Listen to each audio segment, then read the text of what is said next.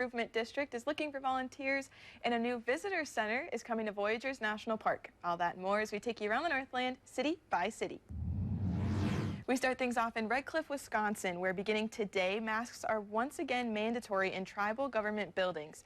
They are bringing back the mandate in an attempt to limit the spread of COVID, RSV, influenza, and other respiratory illnesses.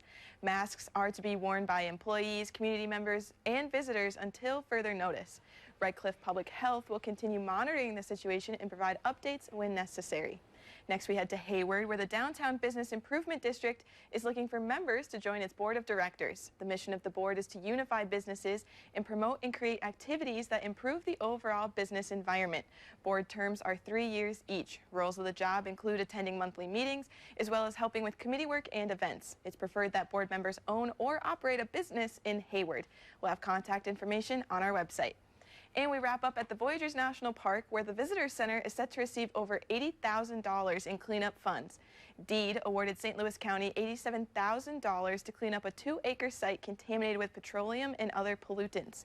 Historically, the site was used as a resort and a boat fuel stop, and now it will be redeveloped into a 5,000 square foot visitor center for the national park. Matching funds will be provided by Crane Lake Township, and the project is expected to create 4 jobs.